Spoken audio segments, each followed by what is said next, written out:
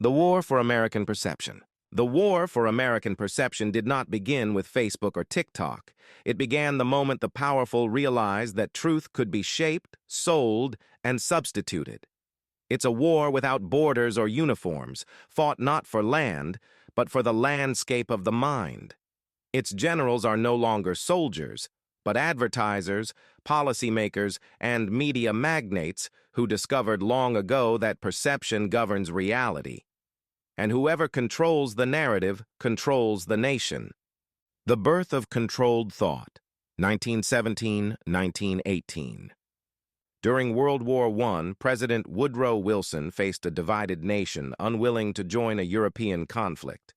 To change that, he created the Committee on Public Information, CPI, America's first official propaganda bureau. Led by journalist George Creel, the CPI launched a sweeping campaign across newspapers, films, posters, and schools to convert skepticism into fervent nationalism. Out of this came a new industry, the manufacturing of consent. Edward Bernays, nephew of Sigmund Freud and one of the CPI's pioneers, later wrote that true power came not from force, but from the conscious and intelligent manipulation of the organized habits and opinions of the masses. This became the blueprint for both modern advertising and political persuasion. When the war ended, propaganda didn't die. It went corporate. Bernays' techniques were soon employed by tobacco, oil, and banking companies. What began as wartime persuasion evolved into a peacetime business model. If you can define what people desire, you can direct civilization itself. The Corporate Propaganda Alliance, 1920s-1950s. By the 1920s, corporations had learned the lessons of wartime propaganda. Public relations became an institutional weapon. During the Great Depression, industries used it to preserve faith in capitalism. By the Cold War, the United States government and corporate America had become partners in perception. The message was consistent. Freedom equaled consumption, and consumerism was patriotism. Capitalism became a moral creed. Television would soon turn that creed into ritual. Every commercial break sold not just products, but ideology, the American dream as both commodity and faith. Legislating the narrative. The Smith-Mundt Firewall, 1948. After World War II, Congress recognized the dangers of state propaganda turning inward. The U.S. Information and Educational Exchange Act of 1948, better known as the Smith-Mundt Act, was passed to ensure that America's global messaging, like the Voice of America, remained outward-facing. The law explicitly forbade the domestic dissemination of government-crafted information intended for foreign audiences. It was a moral safeguard, drawn from the memory of wartime manipulation. The act's premise was clear. Americans must never become the targets of their own government's propaganda. For decades, this served as the thin line separating public information from psychological control. Television and the theater of politics, 1960s, 1980s. The invention of television blurred that line once more. When John F. Kennedy debated Richard Nixon in 1960, charisma defeated content. Americans didn't vote for a policy platform. They voted for a polished image. Politics became theater, and television became the new pulpit of power. The Vietnam War briefly shattered that illusion. For the first time, the horrors of battle filled living rooms across the country. Graphic coverage fueled mass protests and eroded public trust. The government responded not with reform, but with refinement, learning to manage what Americans saw. By the Reagan era, perception management was institutionalized. The former actor-turned-president understood better than anyone. In the television age, belief was the new battlefield. PR firms, focus groups, and poll-tested speeches replaced conviction with choreography. The American presidency had become a televised brand. The PSYOPs era and the birth of information warfare.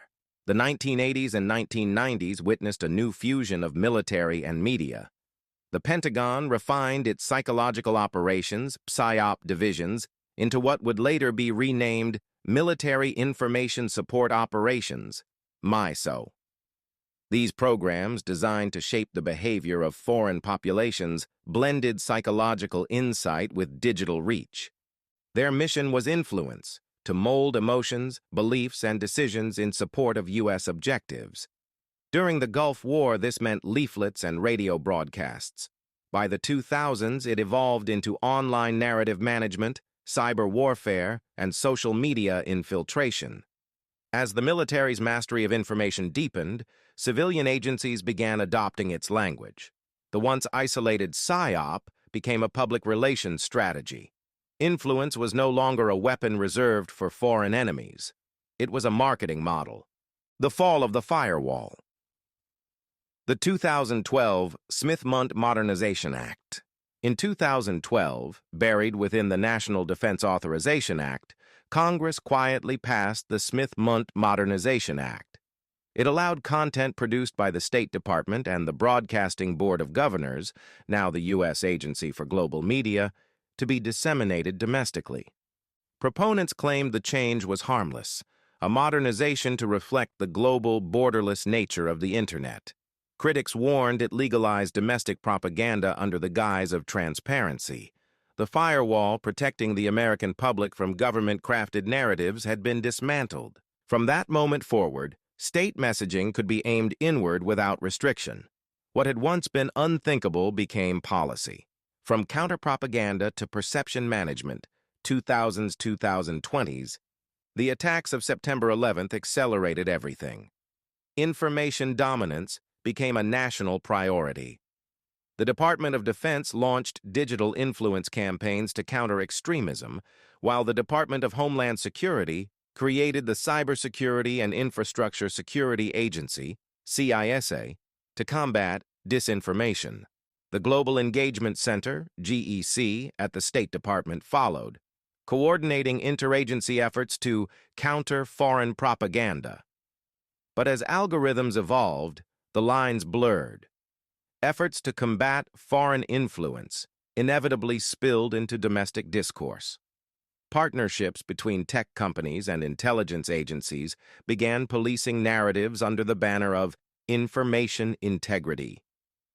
By the 2020s, influence operations had become part of America's daily governance, a fusion of military strategy, media coordination, and algorithmic curation. The battlefield of war had become indistinguishable from the feed of information. The post-truth era. By 2016, truth itself had become partisan currency. Disinformation wasn't merely a tactic, it was an industry. Corporations weaponized engagement, politicians weaponized identity, intelligence agencies weaponized narrative. In this environment, Americans were not citizens, but targets of influence. Every headline was a PSYOP, every algorithm a behavioral experiment. The same digital tools designed for national defense were now steering domestic opinion, subtly merging state power with private platforms. The 2012 Smith-Mundt modernization, coupled with the expansion of military information warfare divisions, erased the old distinction between propaganda and public communication. The result is what we live in today, a controlled chaos of competing truths, all fighting for cognitive territory. The new invisible empire. This is the war that never ends. It does not kill with bullets, but with consensus. It feeds not on violence, but on belief. Governments, corporations, and intelligence agencies have mastered the art of framing reality itself. They do not censor. They curate. They do not silence. They redirect.